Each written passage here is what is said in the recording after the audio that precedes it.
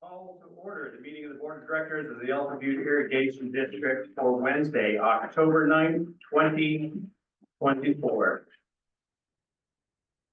I will give the invitation. Heavenly Father, in all things we give thanks.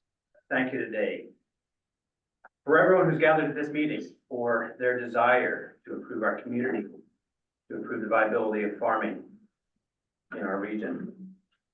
I thank you for the courage to make hard decisions. I thank you for suffering and the resilience that it brings out of us. I have special blessing today on those that are struggling, that those are facing adversity. I have a blessing on those that have to make decisions today, that they will have the peace to make wise choices. I thank you for our new manager and the dawn that is coming before us with the start of his tenure.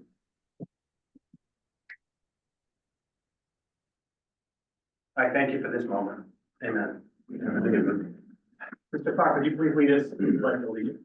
Pledge of allegiance to the flag of the United States of America and to the republic for which it stands, one nation under God, indivisible, with liberty and justice for all.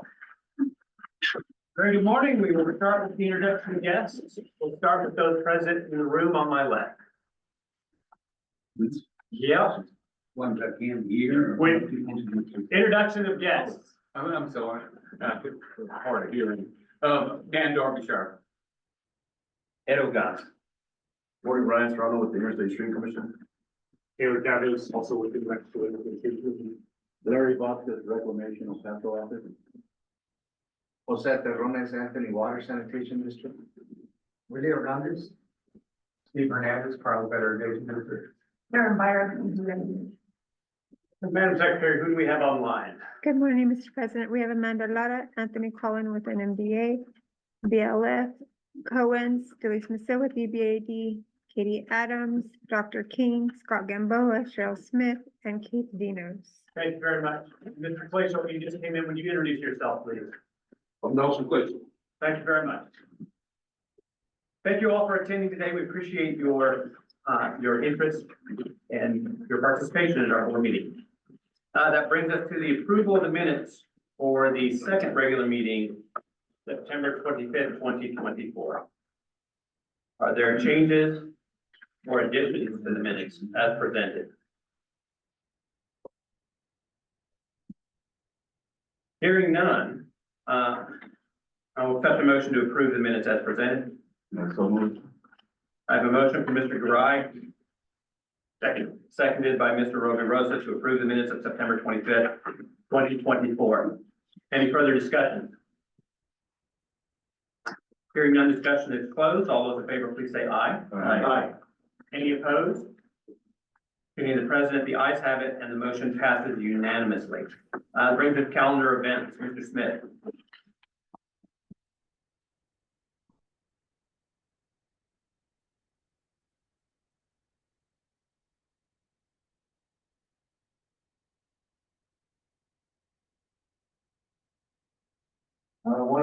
First item we need to address, we have our next scheduled board meeting is the 23rd of October, which is the same date as the hearing in the Texas versus New Mexico case in Denver. I am planning to attend that hearing. I haven't discussed exactly who's going, but I believe Gary and I will likely be attending. So we need to decide whether to hold that board meeting, reschedule that board meeting, what you all want to do. All right. So, what is the will of the board? Again, our second board meetings are generally committee meeting reports and action items from those committees. The manager and legal counsel are going to be in Denver that day and tied down, unable to participate remotely as well. Do we want to have the meeting without them? Do we want to reschedule the meeting? Reschedule. Have a suggestion to reschedule. I move that we reschedule the meeting. To open suggestions. Okay. There's a motion to reschedule the meeting with the date to be set in discussion. Is there a second? I'll second. A second from Mr. Garai. Mr. Smith, do you have a suggestion on when to reschedule it? October 30th, following weekend. All right. You could have 5 Wednesdays. We do, how fortunate. 5 Wednesdays in October. All right, I am not showing a conflict for that date. Was the will of the board. I'll accept that as a friendly amendment. As accepted, so the motion is now to reschedule for October 30th, concurred by the second as well. Any discussion? Hearing none, discussion is closed. All those in favor of rescheduling the second meeting in October to October 30th, please signify by saying aye. Aye. Any opposed? Any President, the ayes have it. The motion passed unanimously. Mr. Smith. The next items on the calendar will be the WRRI conference and the NWRA annual conference, the 4th through the 8th. We've already approved travel for both of those conferences, but I will be in Albuquerque and Santa Fe with staff for the entire week. And then the next item we should. I apologize, Mr. Smith, and I may be misremembering. Was there an amendment to travel that we discussed that needed to happen there? I honestly don't remember. We talked about a lot of things. It was the change, Gary, from Staff to consultant. Okay, But we authorized him at the last meeting to travel. okay. And so Yeah, that's it. okay, so there's no action that needs to be taken at this meeting. Thank you very much. I apologize for interrupting. Please continue. The first board meeting next month will be November 13th. The second board meeting is the 27th, which is the day before Thanksgiving. So, we're now to our second question on the second board meeting of the month for the November 27th board meeting. We have the option of having a board meeting on the 27th. We have the option of rescheduling that board meeting to another day. We have the option of canceling that board meeting. I'm going to cancel the board meeting.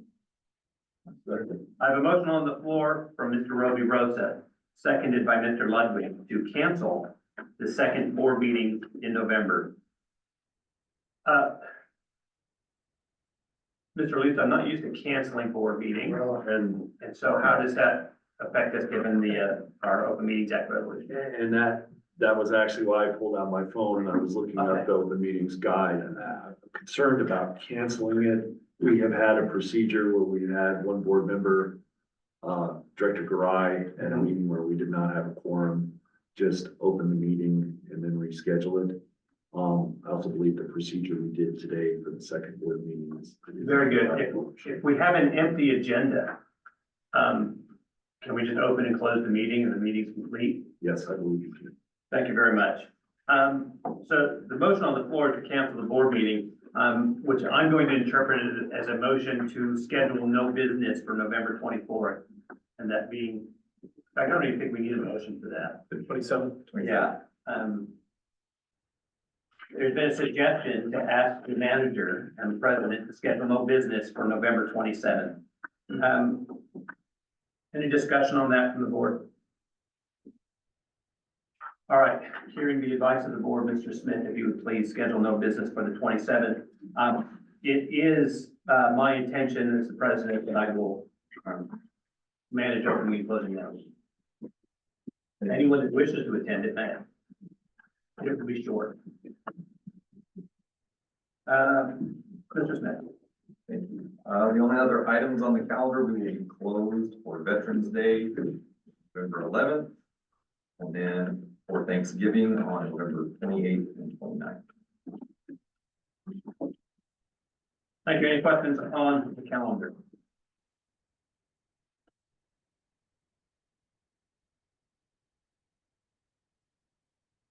That brings us to water resources. Dr. King.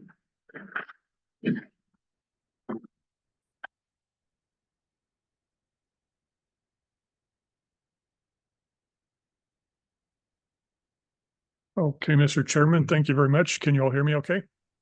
We can, and we see the presentation. Good morning, Dr. King. Okay. Well, as the board members saw, I've been trying to finish this up early this morning, just getting final numbers out of EP1, but I finally did, so I think I'll have a pretty clear picture to paint here. First off, this is what our storage was as of the end of, or sorry, as of October 8th, 113,000 in Elephant Butte. That's just about as low as it got. I think it dipped down into the 112,000 range for a few days there, but it came back up slightly. Storage in Caballo is at 17,500. So we have 131,000 in total project storage. Estimated Rio Grande compact credit, I should make a note, the 0 is not correct, but I don't know what it is. It's like 130 or 140 acre feet, which is just a little sort of a residual from Colorado, not very consequential. The San Juan Chama, actually, I should delete the not current there. That was current as of yesterday, the 4681 in San Juan Chama, which is not usable. So our usable storage is 126,000. Not releasable. In this case, I am maintaining the 5,000 acre foot evaporation pool because there's going to be evaporation from now, or reservoir losses from now going into next year. And this is the time when we really start talking about next year. And in this season, the preliminary numbers from reclamation, they are still under review, I understand. About 626,000 acre feet released for a total seasonal supply of about 729,000. Not a bad year. And most of that was, or a good bit of that, I shouldn't say most of it, but a good bit of that was carryover from last year. I will say that the inflow into Elephant Butte has really tanked. You see 20 acre feet per day.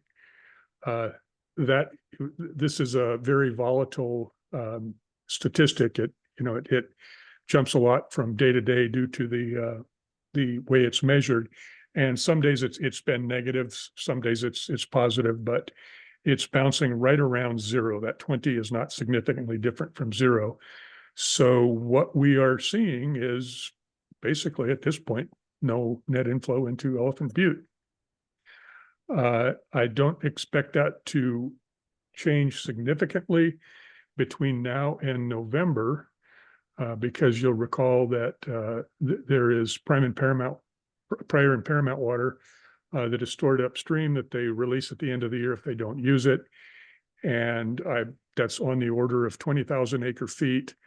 With the dry river such as it is, I'm not sure how much we'll make it down, but we will get a very small boost at the end of the year here, but nothing to get too awfully excited about.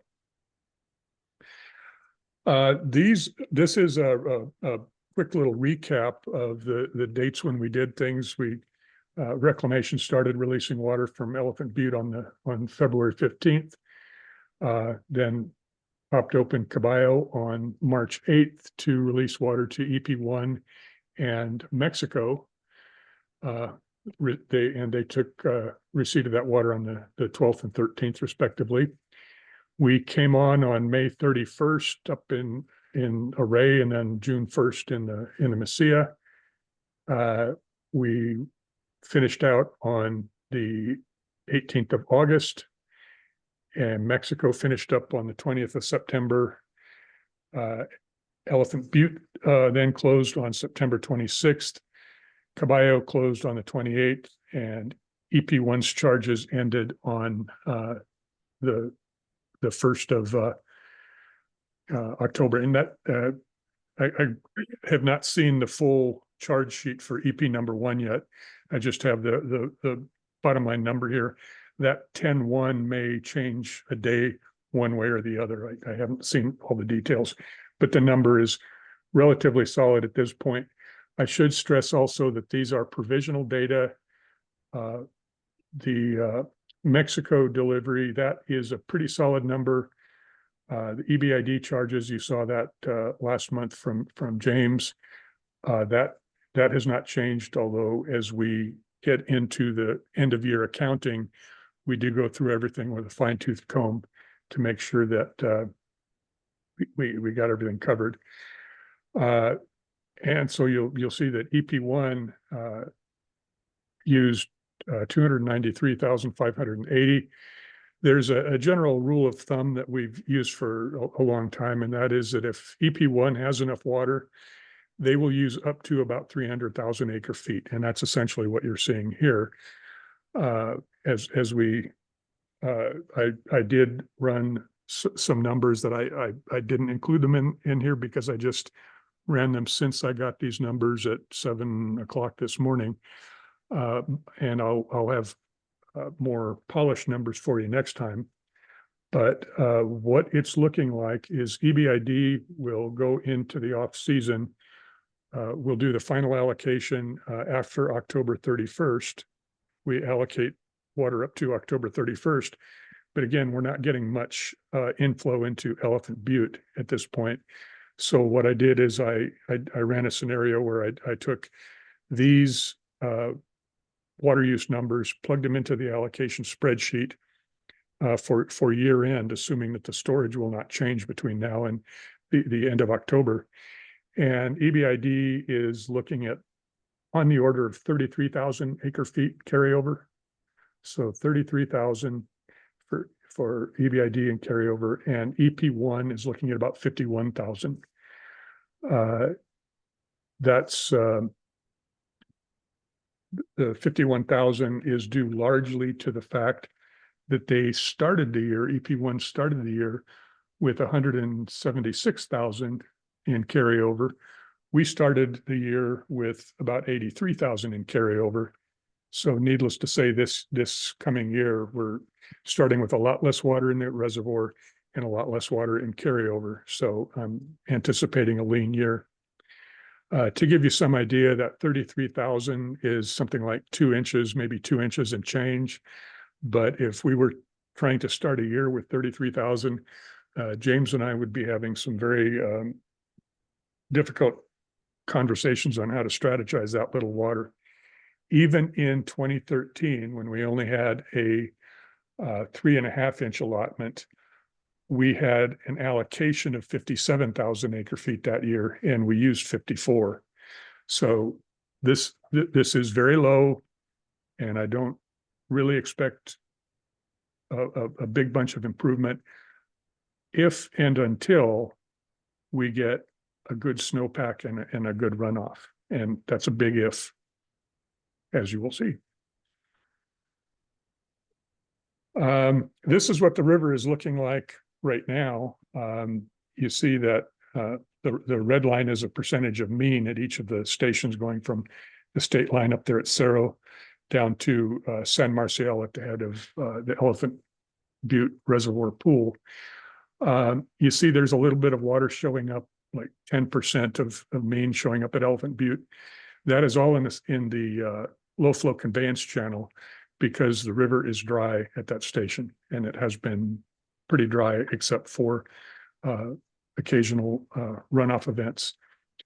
You see that it's, pretty dismal all the way up the river.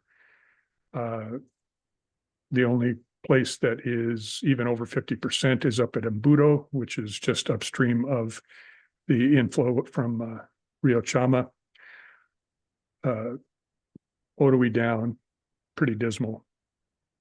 And the expectation is that the river, if it's not already, it will very soon be dry from Isleta downstream.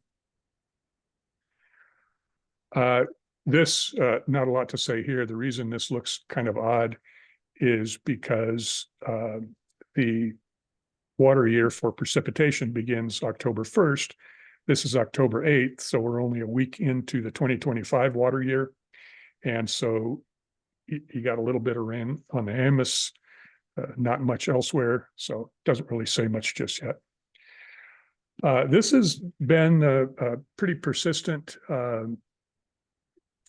forecast for the weather from from now until the end of the year. This was compiled on September 19th. But basically, the message that we're getting here is below average precipitation and above average temperature, warm and dry, just like is awfully typical. What that tends to suggest is that if we do get even an average snowpack this next year, we would have far below average runoff, as happened in 2024. And so if you're praying for rain or for snow, pray for a lot of it, because it takes a lot of it to get down to Elephant Butte these days. The drought monitor really hasn't changed much since last we talked. I am surprised at how optimistic it looks for the Rio Grande there, that it's only some patches of moderate drought getting into severe drought down in the EBID area. The way the river is performing right now, I would have expected a bit more dismal drought conditions, but this is what they issued as of October 3rd. So there it is. So in conclusion, the reservoir bottomed out at about 5.5% of capacity, which is pretty close to where it is now. It might be 5.6 or 5.7, but it's quite low. We do have the drying going on. La Nina is anticipated to take hold in September through November with 71% chance. If you're a believer that implies drier conditions, that would be consistent with what you saw there in the forecast for the warm, dry conditions between now and the end of December. So bottom line is that we don't have any real indication that we're getting a big snow season. And if it does, that runoff will hit the reservoir in the spring. So we're starting pretty flat-footed, very little storage, very little carryover. And so I think at this point, it would be a big surprise to me, a very pleasant surprise, but a very big surprise to me if we got enough water in the reservoir between now and June 1st to start releasing water much before June 1st. I think that is increasingly likely, and I think that both districts and Mexico will be on that schedule. I have not talked to the El Paso district or Mexico about it, but that is generally the way we have handled conditions like this in the past, and I suspect that's what we'll do in 2025. Also, because it's going to be a late start and we'll be waiting for runoff to come in during the spring runoff season, prepare for a very short allotment. Last month, I think I told you 6 to 8. I'm getting a little more pessimistic as the season takes shape, and I would suggest that you prepare for something on the order of 4 to 6 inches. And with that, I would be happy to take any questions. Thank you, Dr. King. Mr. Plato. Dr. King, this is John Fleischel. You made a statement that the net inflow into Elephant Butte some days is negative. How does that happen?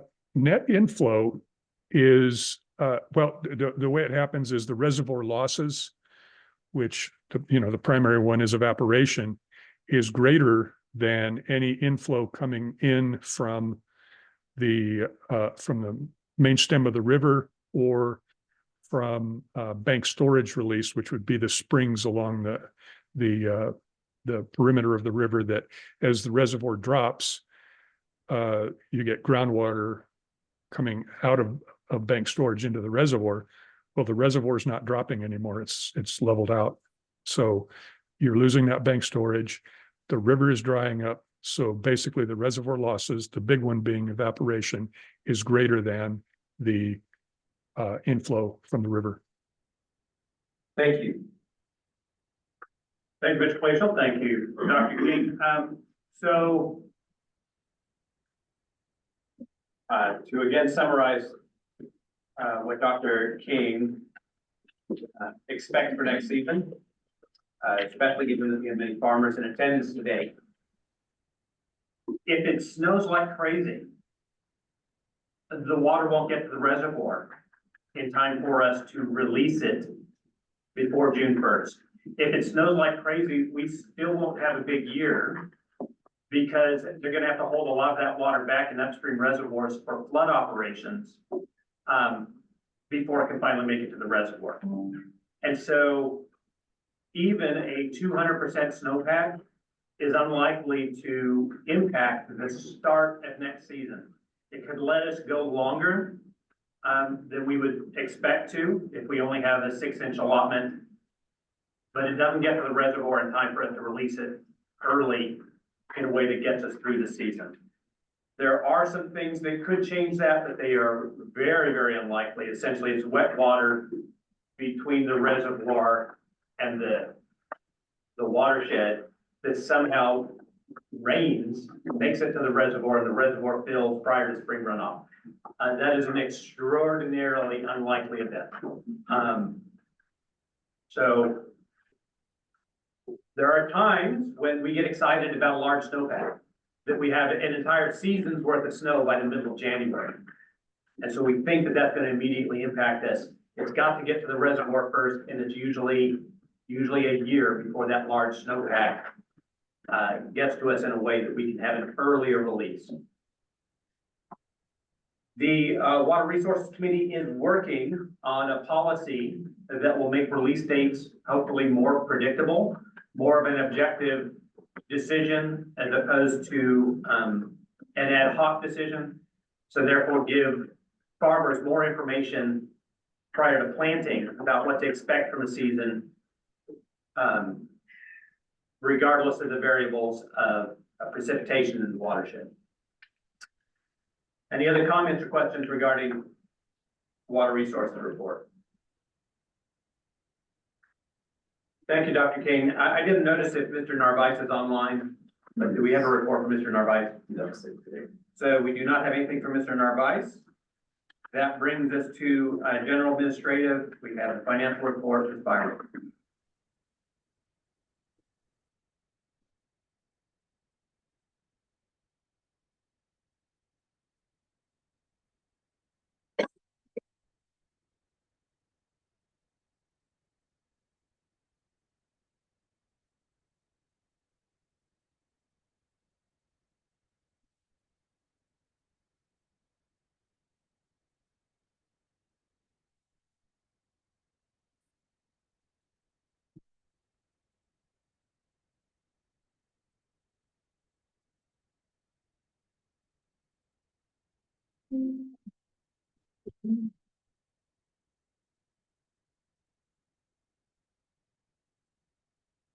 There we go. Okay, to start with your monthly cash balances report. Between the end of September this year and the end of September last year, we currently have approximately $700,000 in the bank, per the bank, and $6 million in the book, which means we have about $900,000 in payables as of this date. We're still doing all right on our interest earnings. We have about the same amount of cash difference between last year and this year, which means we're spending about the same rate this year as we were last year. And our only extraordinary transaction was that we bought about $167,000 of pipe and fittings for the California grant that we started ramping up on after the water season. And I stand for questions on the cash balances. Thank you. Questions for Ms. Byram on our cash balances statement? Hearing none. Thank you.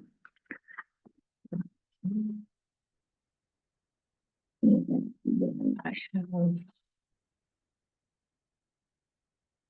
have something for the next item on the agenda, which was approval of professional legal services contract. Thank you. Zoom in on that a little bit and then share the screen.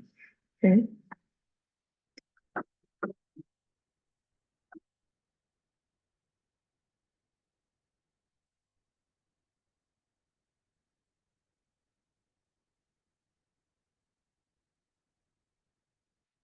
Mr. President, Mr. Lewis. I may have some comments in addition to what Karen had. Karen, I don't know what order you want to go in. Whether you want to introduce it or I can take it from there. All I have is some, general statements. Would you zoom in on it for me, please? Sure.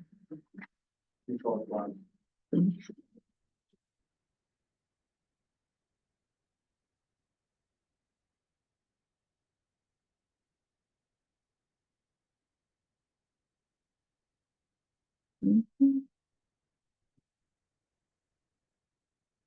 Thank you.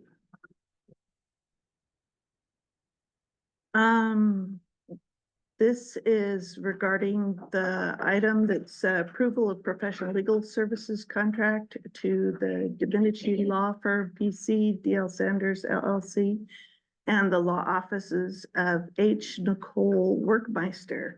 This is per RFP 2024-06. There were 4 responsive offers that turned in offers on or by August 26, 2024. There were 5 members of the evaluation committee who scored according to the criteria that was listed in the RFP. And then the scoring result was the Divinity Law Firm et al. And the evaluation committee recommends approval of the contract for professional legal services with the Divinity Law Firm and DL Sanders and H. Nicole Workmeister. And Thank you, Ms. Byron. Mr. Lewis. Just as housekeeping matters for introduction, your packet in terms of the contract that was provided did not include Exhibit 2, which is the proposal under state law. Contents of the proposals of any of the offerors cannot be disclosed under state law until an award has been made, which means the approval of the contract that had to occur. Because of that, this discussion can be constrained because you can't have an open debate as to competing proposals. As tempting as that can be to do, that is not something that can be done. The oral presentations done via notice closed board meetings last month were designed to provide the board the ability to gain knowledge of the proposals, to be able to make an informed decision today without potentially violating state law in that respect. Basic updates on the contractual document itself. On section 6, if there is a signed contract, the effective date will be moved to today. I believe in the board packet, it says September 26th, the date of the last board meeting approximately. Thank you, Gary, for bringing that to our attention. Section 9 would be titled insurance, and section 10.5 would have some adjustments to the section numbers. Namely, in terms of the committee recommendation itself, the members of the evaluation committee were Karen Byram, Director Colquitt, myself, Vice President Rhoda Rosa, and Treasurer Manager Josh Smith. The overall standard is what is in the best interests of the organization. The evaluation committee looked at the factors set forth in the RFP, combination of experience in the field of the law, particularly as to Mr. Sanders in terms of specific water law, general legal ability and regulatory and resource matters of Mr. Domenici and Ms. Workmeister met the RFP criteria. Evaluation committee felt very strong that they could work well with the board, collaborate positively, to make cost concessions, to make the hourly rate less than what it would usually be for lawyers in that area, both geographically from where they're from, and in the specialized field of utility law. Although it's more than present cost, not discussing other proposals, I'm just talking about factual present costs in the budget. The belief is that with Mr. Smith in place, with the legal knowledge that he has, the demands on legal would be less on a day-to-day level to mitigate that from a budgetary standpoint, to allow costs to be within the goals that the district has set. Certainly there would be immediate challenges, learning curve as to the current legal matters in place, loss of institutional knowledge, building contacts and relationships, particularly with reclamation. Those were considered in the longer term, evaluation committee, and I'm paraphrasing, but I think speaking as a whole, believed that the idea was compared to a year ago with this contract in place, the district would have Mr. Smith, a local attorney, currently myself in the contract and whatever attorney continues under the RFP. 3 other attorneys that are available for specialized water areas, which is much more in terms of legal resources than existed when you had, in Mrs. Salvack, you had a great burden upon her. The idea being in the long-term future, although there would be short-term challenges, that is in the best interest of the organization. The consensus was unanimous of the evaluation committee and the school nights. Thank you, Mr. Lutz. I do have a few questions, but I believe they will wait until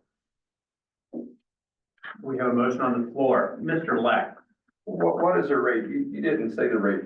What is the rate? Because So if I can, to help direct the debate, the rate is part of their submittal, their offer. I understand in group 2, but still, I'd kind of like to know. I'm sure you would. It cannot be discussed openly. Well, that's that. Mr. Sloan. I make a motion to approve the contract. I second. I have a motion from Mr. Sloan and Mr. Colquitt to approve the award of a professional services contract to the Ministry Law Firm D.L. Sanders LLC and the law offices of Nicole Workmeister. Did I pronounce that correctly? Madam Secretary, do you have the motion? Motion is open for discussion. No one raising their hand, I will start. So my recollection is that the effort to change how we are structuring legal services at Alton Butte Irrigation District began in earnest in December of 2022. And it's been a long process, and I appreciate the efforts of the board, the efforts of staff, the efforts of our offerers in that process. We noted an issue of workload and the struggles that we have had to bring in additional counsel to help shoulder that load. We talked about the importance of diversity in our legal representation, meaning diversity of expertise. I believe that we are making progress in that effort. I want to note that I support awarding a contract to the Dominici Law Firm at all. I observed all of the presentations that were given. There were 3 offerers that gave presentations. And I have no reason not to support awarding Dominici Law Firm a contract, and I do indeed support that. I oppose the motion on the floor, though. So as I am looking forward, as I am trying to set our new manager on the best foot, as I'm trying to ensure that the district is set up as much as possible for success. In this very critical area to the district and to our members, I want to ensure that Mr. Smith has as many cards in his hand as possible. I want to ensure that where there is an option that would fit better in a given situation, that Mr. Smith has the ability to utilize those options. I don't want to be throwing away cards from his hand. We submitted an RFP that allowed us to award multiple contracts. And I was hopeful that we would see multiple offerers being awarded contracts in this RFP. Or excuse me, in the outcome from the selection committee. I do appreciate the fact that the evaluation committee was unanimous in scoring the Dominici law firm highest overall. I'm strongly in favor of awarding contracts to additional offers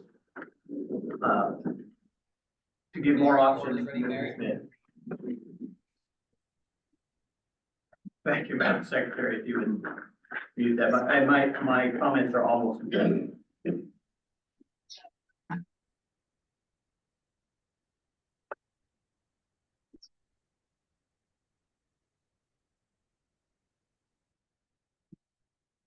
So I'm not advocating for any specific offerer to also be awarded contracts. Again, the evaluation committee scored them, and I am not privy to the ranking of that scoring. I am desirous to have multiple options for Mr. Smith.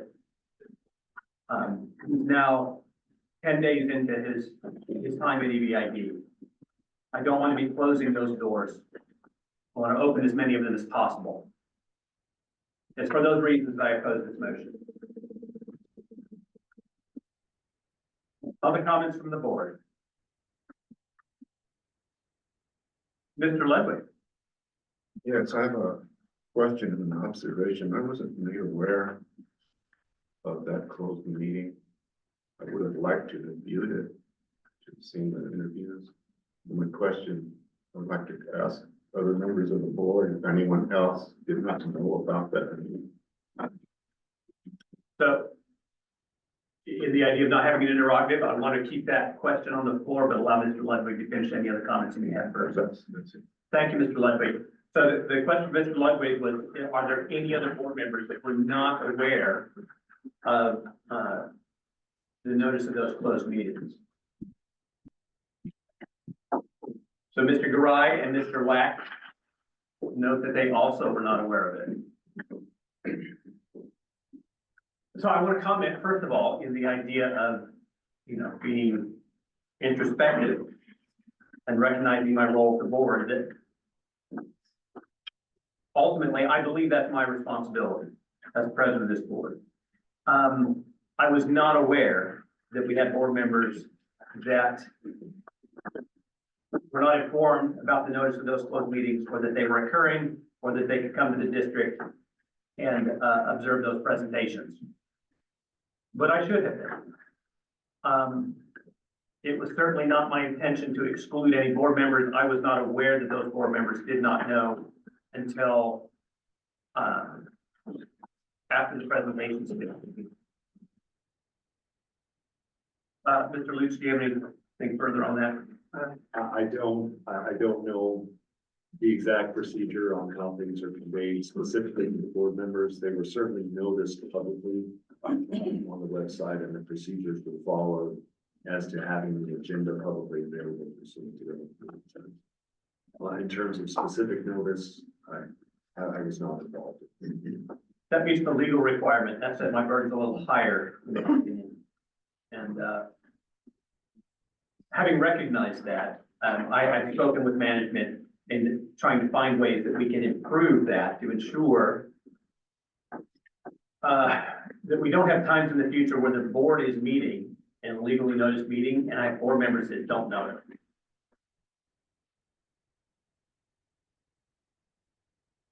Greg, in your favor though, or in your side, but we've had so many board meetings, I'm out of state for that slot.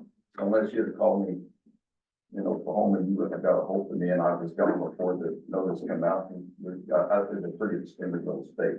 So, and we've had board meetings sometimes 2 or 3 days a week for the last, and that's hard on a lot of us who start chili plants and plant fall onions and so I just big didn't know.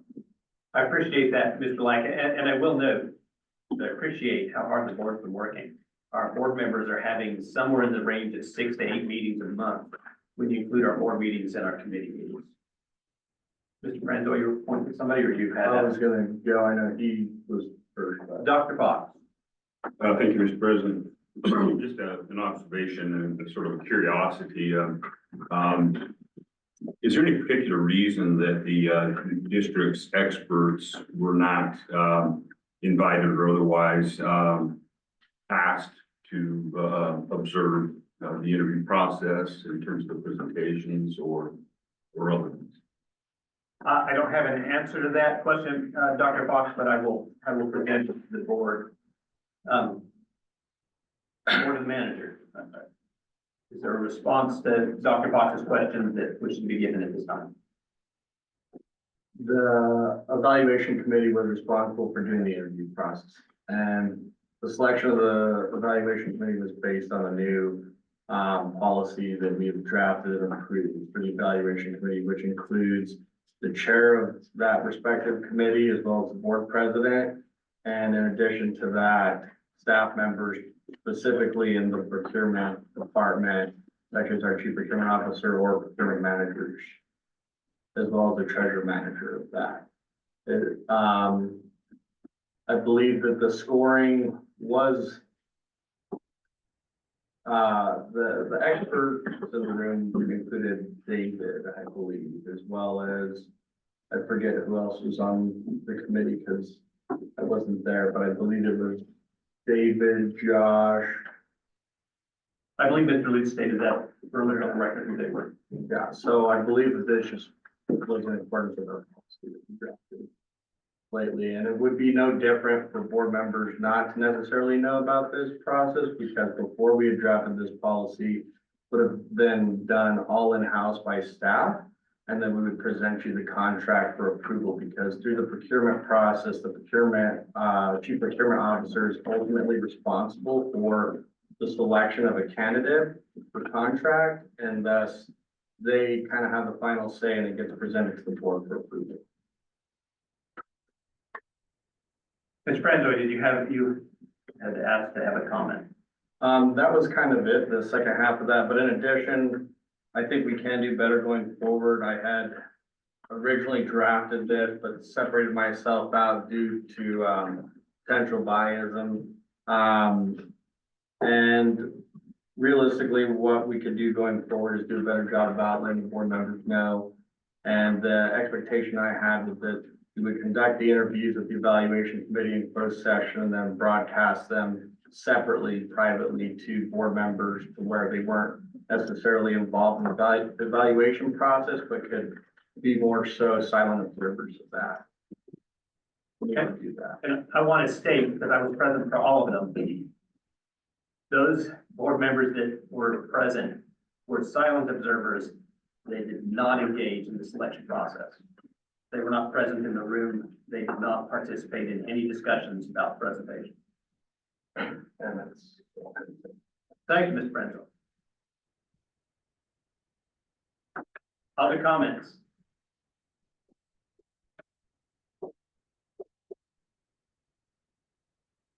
Hearing none, discussion is closed. The motion on the floor is for the approval of professional services contract with Ministry Law Firm D.L. Sanders LLC and the law offices of H. Nicole Workmeister.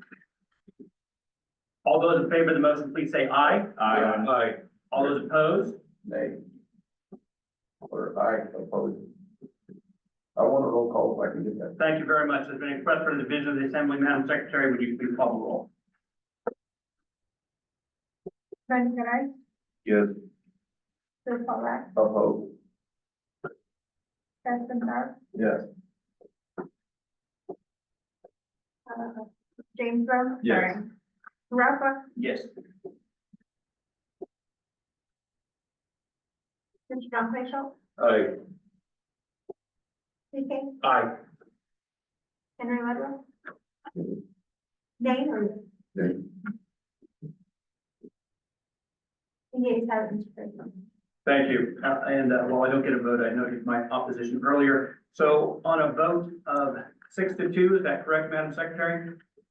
Yes, Mr. President. On a vote of 6-2, the motion passes and the contract to Domenici, Sanders, and Workmeister has been approved. That brings us to item 8 on the agenda, the manager's update. Mr. Smith. First item, under the manager's update is the approval of RFP for lobbyist services. This proposal or this RFP is in your packet. We do have a shortened time frame for this RFP because the legislative session is looming and we need to retain the services of a lobbyist. It will be published today. Their offers or their proposals will be due on October 23rd, and then the timeline will be followed to hire the lobbyist most advantageous to the board. But we need approval from the board to issue this RFP. Thank you, Mr. Smith. So unless there are questions on the presentation, we'll open with a motion and then move to discussion. I'm gonna make a motion to accept the RFP. I have a motion for Mr. Sloan to approve the RFP for lobbyist services. Seconded by Mr. Rosa. Open for discussion. Mr. Smith, I believe that we have, an offer of presentation also for this RFP. Is that correct? We do, yes. You have to know the expected date of that so that we can note that for our board members today. It's in the, Report, correct? it's 11/6. Thank you very much. So, the expected date of presentation, from the offer is the 6th of November. It will be noticed, and again, I have worked to try to improve the notification process to our board members, but I just want to note it now. There will be an opportunity to observe those presentations. Mr. Sloan? Is this gonna be a similar setup with a panel? Like for the- Yes. And Mr. President, Mr. Lucas? we did review the timeframes, and they do fit within state law, although it's a short timeframe. We usually see the right period is acceptable in the state. Thank you very much for noting that. That was a concern of mine, and I discussed it at length with staff prior to that RFP coming to the board.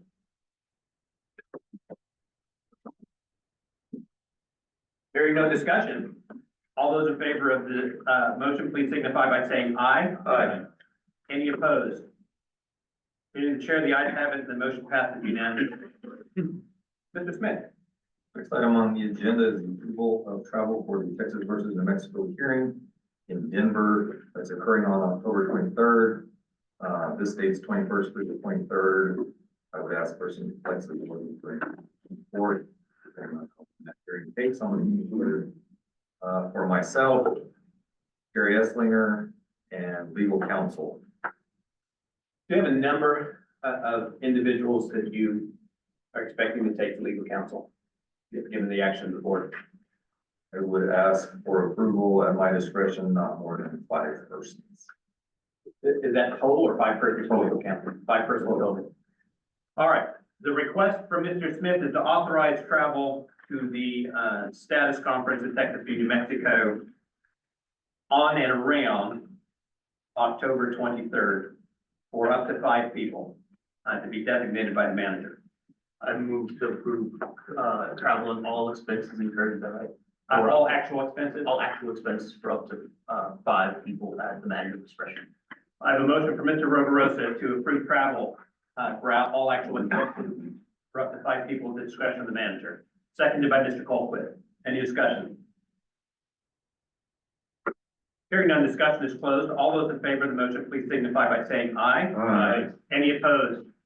Being the chair, the ayes have it. The motion passed unanimously. Madam Secretary, you have the motion. Thank you. Mr. Smith? The next item, we've actually already addressed, the November 27th board meeting. Will be a meeting with no business, so we move on to item D, which is the Coalition of the Rio Grande Water Users inaugural meeting update.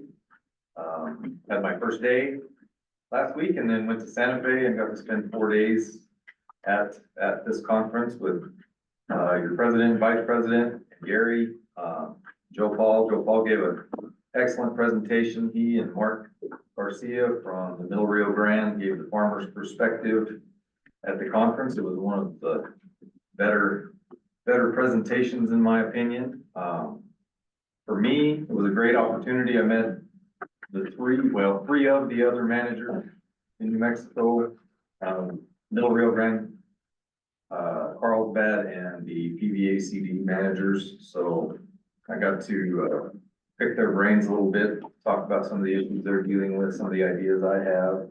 We heard from Colorado, which is an eye-opening experience for me. If you're not aware, the San Luis Valley is paying $500 an acre foot for water.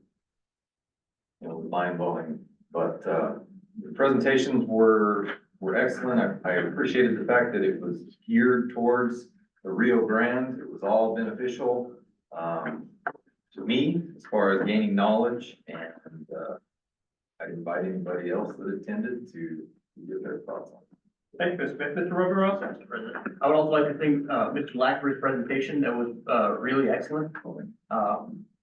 And I would like to, thank all of our partners in, the federal government and in the state government for, taking their time to go to that meeting and to, talk with us. And I would also like to thank Jason Masuka and, Oli and Aaron for, spending their time and sharing their knowledge with us and working with us, to make water management in New Mexico, to improve water management in New Mexico, to be a much better, much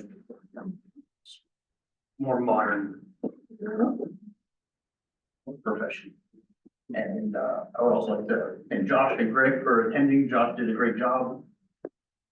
He made a lot of good connections that are going to serve us into the long run. I would also like to thank Gary for, giving us his time and showing us around and introducing us to everybody. I think those conferences are extremely useful, especially this one, since it's completely geared to the Rio Grande. And with the people that attend those conferences, we are going to find our solutions to the problems that we have. So, Thank you, Mr. Roverosa. I want to dovetail right off Mr. Roverosa's comment there. Towards the end of the conference, Mr. Roverosa turned to me and says, he's been to many conferences now as a board member, more than any other board member, including myself over the last year. This is the best conference, this comment. And I was a little surprised. I said, why? He said, because every topic was important to us, every one of them. They were all about our river system. They were all about the various interests in water and how there are opportunities to work together. I want to comment on Mr. Lack's presentation. I thought it was excellent as well, and specifically because the way Mr. Lack and his colleague, farmer from the Middle Rio Grande that was also presenting, Mr. Garcia, they structured their conversation that a third of their time was spent in brief introduction of what they do and how they utilize water. And the other 2/3 were responding to questions from the folks that were present. When I am asked to present at these things, that truthfully, it's not the things that I have to put into a presentation that's valuable, it's their access to me. These folks are starved for access to people who actually take the water and put it to beneficial use. And they don't quite understand the problems that we're trying to solve. And Mr. Lack and Mr. Garcia spent an hour helping to answer their questions so that they better understand the problems we're trying to solve, so that when they are managing the water systems, they are more focused on managing them in ways that help us solve those problems. And I really appreciated Mr. Lack. And the second one that really surprised me was given by the Audubon Society.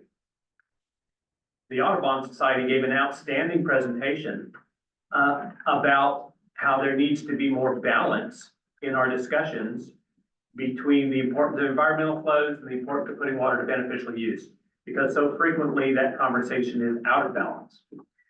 Ways that environmental flows help to support our delivery of water and the efficiency of our systems. The importance of those diversions and those agricultural uses to the ecology of the system. These things rely on each other. He was dispelling myths, with the last one being it's farmer versus fish. And he said, it's just not. It's just not. Both of them depend on each other. And when we lose sight of that, we focus all of our time on fighting each other instead of fighting together to improve the future.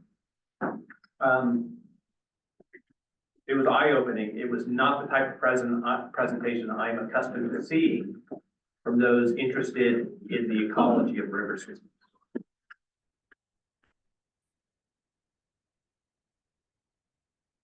I would encourage you all to attend the coalition conference. Our opportunities to meet with water users that have, competing interests to agriculture. Water managers from other areas that have other ideas at how to solve the problems of demand outstripping supply. And recognizing that we're all human, we all face the same struggles. And we don't have to look at each other as the problem. We can look at each other as partners in solutions.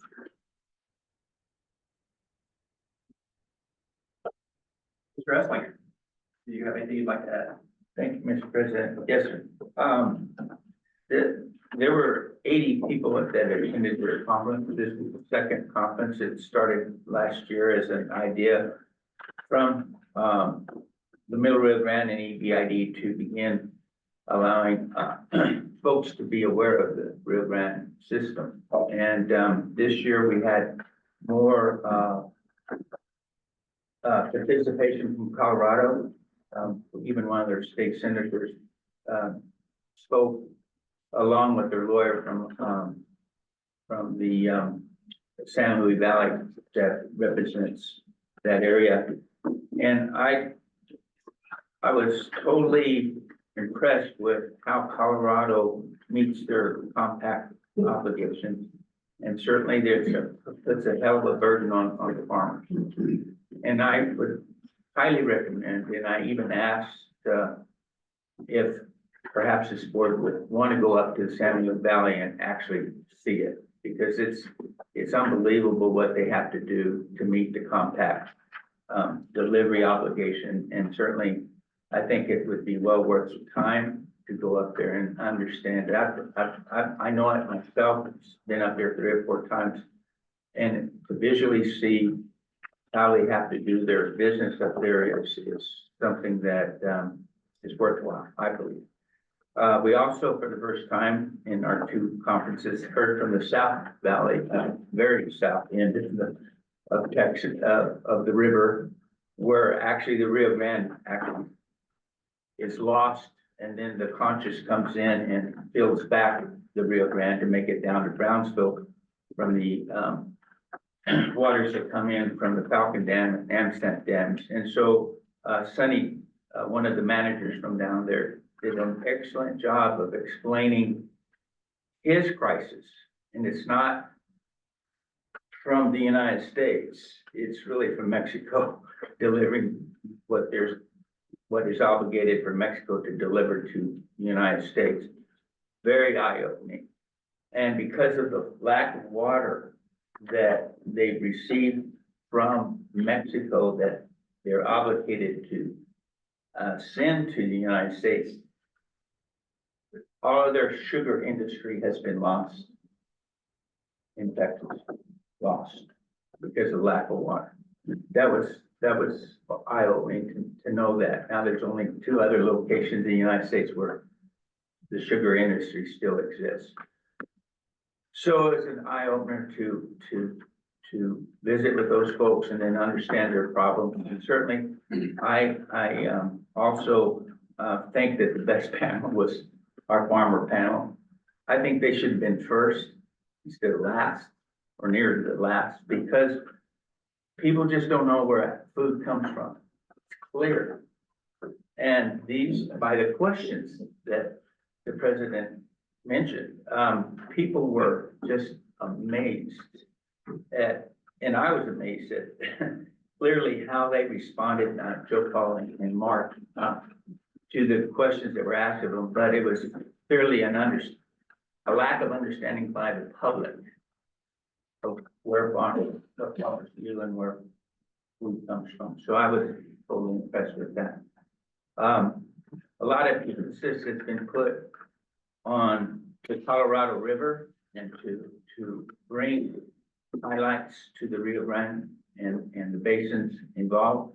I think it's admirable on the part of New Mexico to allow that to lot of interface with the Bureau of Reclamation. which is very important to our system, but also the interstate streams. Thank you, Brian, and the state engineer's offices there. And so I think overall, the next one should be even more successful. And I agree, more of our farmers need to go and hear what's happening in this state as it faces a hell of a drought, and how everybody in this state is reacting to that. You hear different ideas and certainly get very good suggestions, but again, we just need to pray for rain and snow. Thank you. Thank you very much, Mr. Essinger. Mr. Smith. We bring you to the intersection. Do you have anything else on the manager's update? No, sir. Thank you very much. It brings us to the engineering and maintenance update. I don't, you giving Mr. Barrett's update? Yeah. Thank you. So Alex and Mr. Barrett are out right now. They're currently meeting with our contracted engineer. We're still finishing up the California extension. We did order some of that pipeline there, and then our regularly scheduled maintenance in terms of equipment and machinery is ongoing, as well as our infrastructure. So canals, drainage, and we're working to hopefully get some work done on some of our PL 566 dams in the near future. Thank you. Questions on the maintenance update? Hearing none, that brings us special use permits. Mr. Gamboa. Sir, good morning. Good morning. So in a second, we get set up here.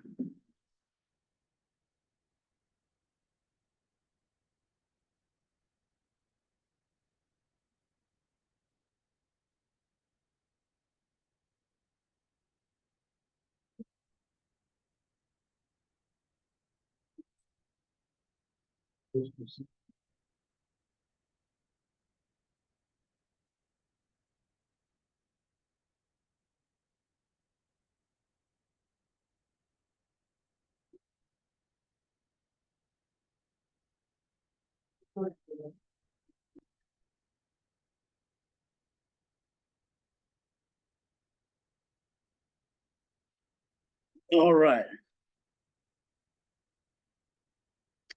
So for right use licenses, we have 16 total for September into October. 16 licenses we reviewed. 7 Anthony Water Sanitation District has 7 water line crossings, and that has to do with the O'Hara Water Line Project. And I'll show you a map of that route that they're gonna have for that water line. There's 2 Anthony Water Sanitation District sewer line crossings. Those are separate. That doesn't have to do with any projects or anything, large projects. 1 Quest buried telephone line crossing. 3 El Paso Electric aerial electrical line crossings. And these are this El Paso Electric aerial line crossings, and the parallel that they have are feeding an EBID project, California Lateral Project, which would be feeding 2 water pumps. 1 Comcast cable, buried fiber optic cable.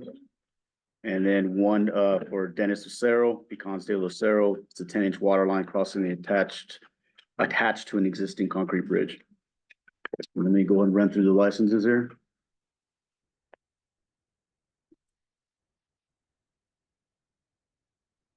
All right, our first license here is license number 086. And this is Anthony Water Sanitation District to construct, operate, and maintain a buried 10-inch water line crossing the La Union West Lateral.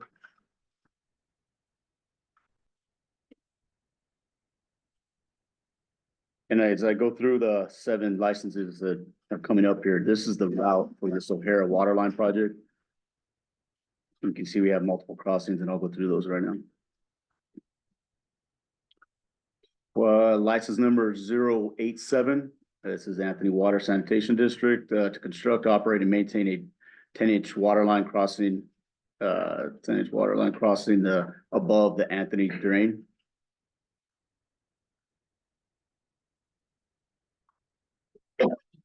Next license 088.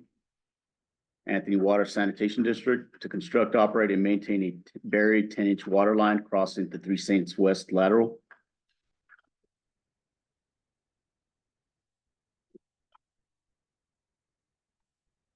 License number 089, Anthony Water Sanitation District to construct, operate, and maintain a buried 10-inch water line crossing the Union Main Canal.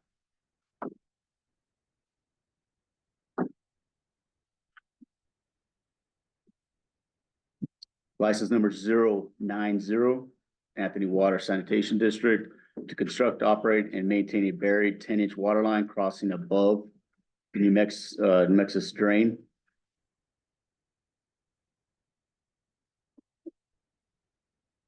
License number 091, Anthony Water Sanitation District to construct, operate, and maintain a buried 10-inch water line crossing the lower Chamberlain lateral.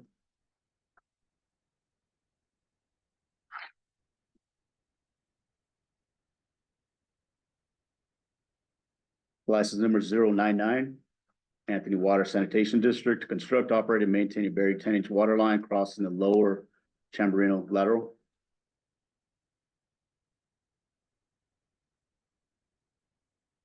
License number 096, Anthony Water and Sanitation District to construct, operate, and maintain a buried 8-inch sewer line crossing the Anthony lateral.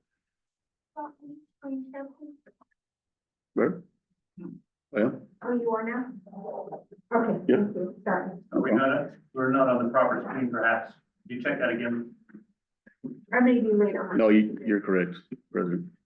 I'm not sure if that fixed it. Oh, yeah, the screen runs. You good?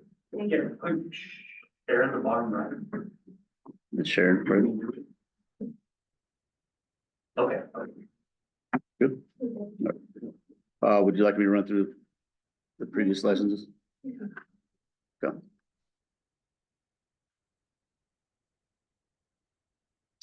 License number 097, Anthony Water Sanitation District to construct, operate, and maintain a buried 8-inch water line, sewer water line crossing the Anthony lateral.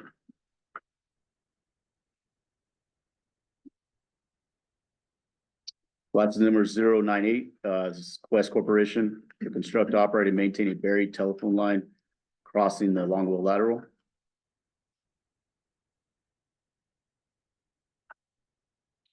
License number 100, El Paso Electric Company. This is to construct, operate, and maintain an aerial electrical line crossing the California lateral waterway or wastewater.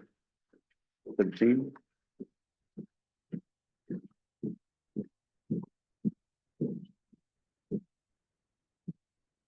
License number 101, El Paso Electric, to construct, operate, and maintain an aerial electrical line paralleling the Alamo Drain.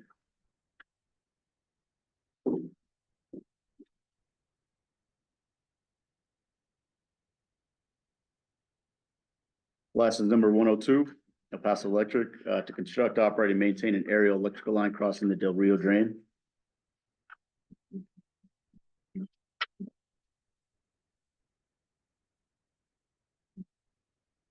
License number 104, El Paso Electric Company, to construct, operate, and maintain an aerial electrical line crossing the California lateral.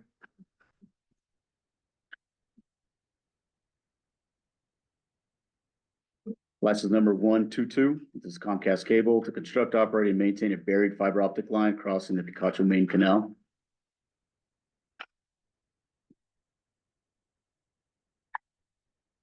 And our last one here is license number 123. This is Dennis Lucero with Pecans del Lucero to construct, operate, and maintain a 10-inch water line attached to a existing concrete bridge. And what this is, this water line is for a new sprinkler system that he has for to feed his pecans.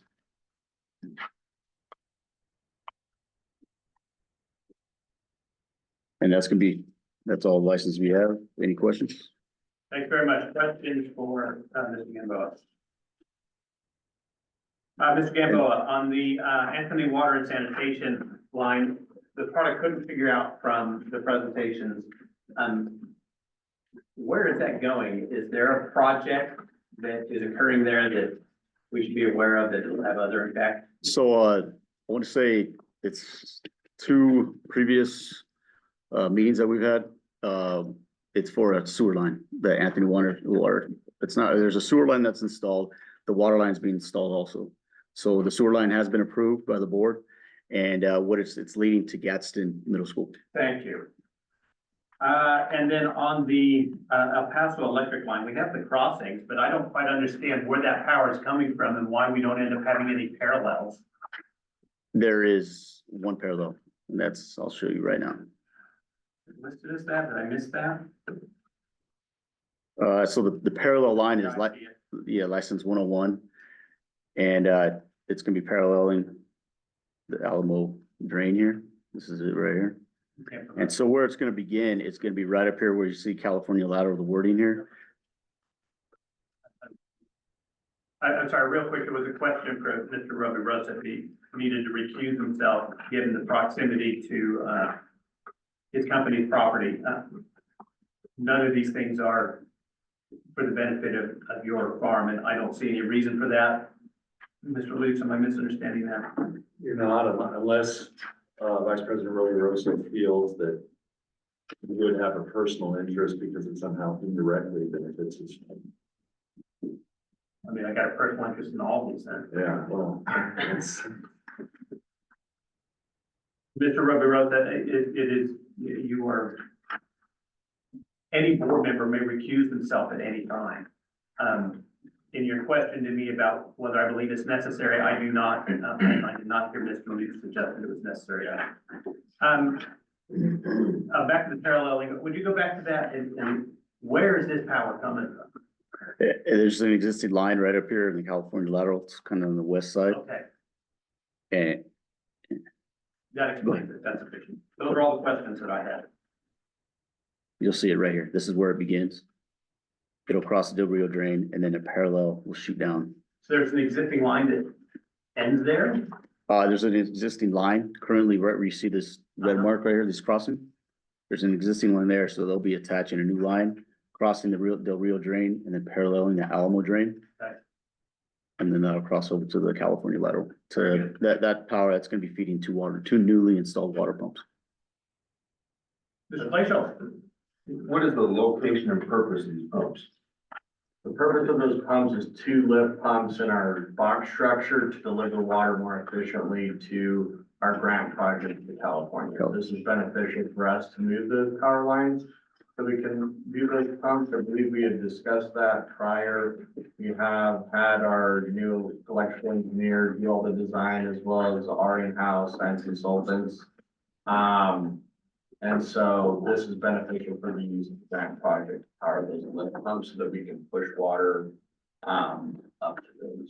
You're pumping water out of the river back up to California, that we're doing? We're pumping them out of some pump boxes that we have there. Box Which are fed by the river. Right here. Mr. Esslinger, you wanted to add something? Mr. Chair, thank you, and Mr. Fleischer, what we're doing here is, becoming more efficient with our water, deliveries because of the drought, and so these lift pumps will bring water out of the California extension that backs into, the California lateral and the California extension lateral. And by putting those lift pumps up, we'll be able to, irrigate more of the acreage down there, right from the Mesilla, right upstream of the Mesilla Dam, versus having that water that normally waters those farms come from the Leesburg Dam 22 miles north. So you may not see as much water passing through the California lateral as you have in the past because we're pumping the water out of the Mesilla, out of the river at the California extension to deliver those farms south of you. Are the 2 pumps located together? Yeah, Yes. they're in a pump box. Thank you. And you can, if you go up to the levee, instead of turning left to the Mesilla Dam, turn right and follow up to the California extension, and you can see where our project is being, That was pretty good picture of that. Thanks, sir. Okay, and there are 5 licenses, which are pretty much requesting, the 4 of them will be this, project that we have for EBID for the water, or the pumps that we're talking about. And the last one would be for Dennis Lucero for the water line to feed his, pecan trees with this, via sprinkler system. Other questions on the licenses? Mr. Sloan? I make a motion to accept, license number L 100 through L 104, along with Dennis Lucero and to waive the fees. I have a motion for Mr. Sloan to approve licenses L 100 through L 104 and L 123 with the approval of the requested waiver of fees. I have a second from Mr. Garai. Any discussion? Hearing none, all those in favor of the motion, please state aye. Aye. Any opposed? Being the president, the ayes have it, the motion passes unanimously. What is the will of the board on the remaining licenses? I'll make a motion to accept the remaining licenses with receiving the fees. I have a motion for Mr. Sloan to approve the remaining licenses on the license list, with including to include their fees. There's no waiver of fees on those. Seconded for Mr. Garai. Discussion. Hearing none, discussion is closed. All those in favor, please say aye. Aye. Aye. Any opposed? Being the president, the ayes have it, the motion passes unanimously. Thank you all very much. Thank you, Mr. Gamboa. Thank you. That was a big one, Scott. Thanks, man. Yeah, there's more to come. All right, that brings us to the HR and safety update. Mr. Smith. You have in your packet the HR and Safety Department report. One correction, we have a current count of 81 rather than 83. That includes a temporary accountant clerk. We have a pending hire that will take effect on October 21st. We're currently testing for the welder position and fleet mechanic position. We have years of service in the irrigation system south. Julian Hernandez has been here 6 years as of 10/1, and with SCADA systems, Orlando Tire, 26 years as of 10/12. Upcoming trainings, the safety training, the tailgate safety training, defensive training for employees. I will be doing that in November. Forklift certification is being scheduled, and we're currently working on security for all 3 yards. We have 1 employee on restriction through workers' compensation and 2 employees with FMLA. 3 employees on disability or leave of absence. And we've already talked about holidays and events, so. Any questions? Thank you very much. Any questions on the HR and safety update? Mr. Sloan. I mean, I don't know, this is maybe a little bit early, but in light of Phil King's water situation, how are we gonna address maybe some staffing and things like that? I mean, maybe that's a little bit, open-ended question, but yes, you know what I mean, so, Is the appropriate time for that in the HR update? yeah. Maybe not need to hire too many more ditch riders if we're not gonna have any water, I guess, you know, so. Absolutely, those are issues we're gonna have to address, but, yeah, another chance we talk about anyway. But yeah, a valid concern. Other questions on the HR and safety update? Hearing none, our next item is the Family Farm Alliance October briefing. Mr. Smith, do you have anything you want to highlight from that? I do not. Mr. Edlinger? No, I don't. Thank you very much. Any questions on the briefing that was in your packet? Hearing none, that concludes our open session agenda. Are there any further items of business? Hearing none, I will accept the motion to go into closed session. Sure. I have a motion for Mr. Garai to go into closed session, Second. seconded by Mr. Sloan. All those in favor of the motion, please say aye. Aye. Any opposed? Motion of the president, the ayes have it, and the motion passes. We are in closed session. I move to come out of closed session. I have a motion for Mr. Rosa, seconded by Mr. Sloan to come out of closed session. All those in favor, please say aye. Aye. Any opposed? Any of the president, the ayes have it, and the motion carries. We are in open session. I will note that no items were discussed in closed session other than those items listed on the agenda, which were used in the motion for going into closed session. We have no other agenda items for today. Is there any further business? Hearing none, the president will accept a motion to adjourn. I move to adjourn. I have a motion from Mr. Roby Rosa, seconded by Mr. Colquitt to adjourn. All those in favor, please say aye. Aye. Any opposed? Opinion of the president, the ayes have it. The motion passes unanimously. We are adjourned. Give us just a minute while we pause the recording. Hey, guys. Thank you.